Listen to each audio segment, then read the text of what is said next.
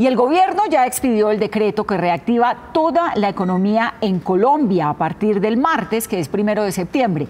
La gradualidad ya no va a estar en manos de los alcaldes o de los gobernadores, sino que ahora, para poder cerrar un sector económico o para decretar medidas restrictivas, los mandatarios locales deberán pedir autorización al gobierno nacional. Catalina.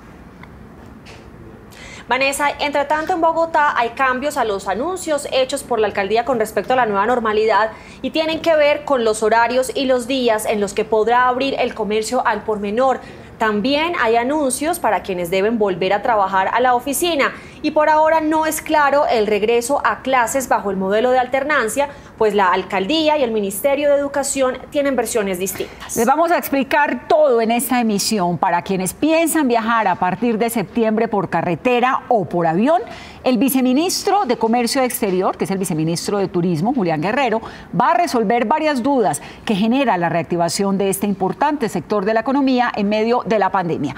Ahí están listos nuestros periodistas en vivo. Vamos a ampliar las noticias Caracol del momento y arrancamos con Rubén Darío Bayona. Rubén, que tiene el panorama general de los alcances de las normas expedidas por el gobierno frente a esto que se llama aislamiento selectivo. Adelante, Rubén.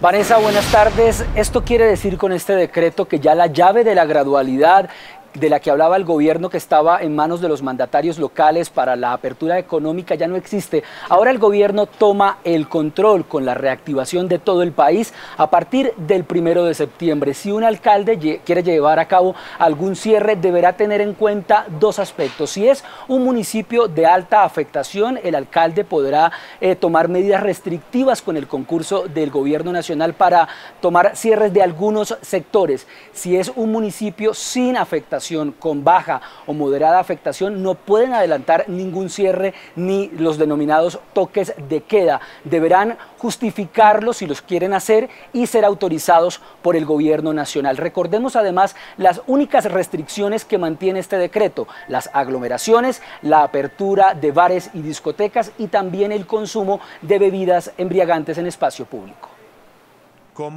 El control de la reactivación económica en el país lo tomó el gobierno nacional con la nueva etapa de aislamiento selectivo que a partir del 1 de septiembre autoriza la apertura de comercio, iglesias, gimnasios, transporte por carreteras, vuelos nacionales, terminales, aeropuertos, siempre y cuando cumplan con los protocolos exigidos, pero establece que en los municipios de alta afectación los alcaldes con la autorización del gobierno podrán restringir actividades que consideren para un aislamiento selectivo y focalizado u otras propuestas para su apertura. Un ejemplo de ese pedido especial se da en Bogotá, una ciudad de alto contagio. Aquí la alcaldesa Claudia López propone que en el caso de las iglesias no se abran, sino que se hagan planes piloto de automisas y misas a la ventana para evitar aglomeraciones.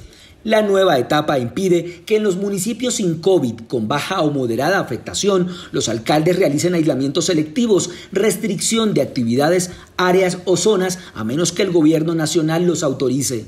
Está claro y establecido en el decreto que todos esos instrumentos de orden público, como los toques de queda, para manejar la pandemia, no podrán ser aplicados sin consulta y autorización del Ministerio del Interior. Pero ¿qué pasa si un alcalde impone una medida restrictiva o impide el paso de una ruta intermunicipal o interdepartamental sin la autorización del gobierno?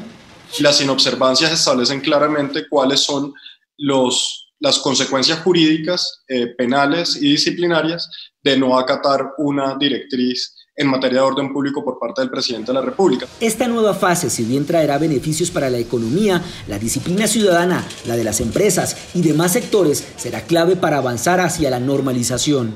Aquí es muy importante considerar que el virus va a seguir circulando y debemos ser muy estrictos con todas las medidas preventivas.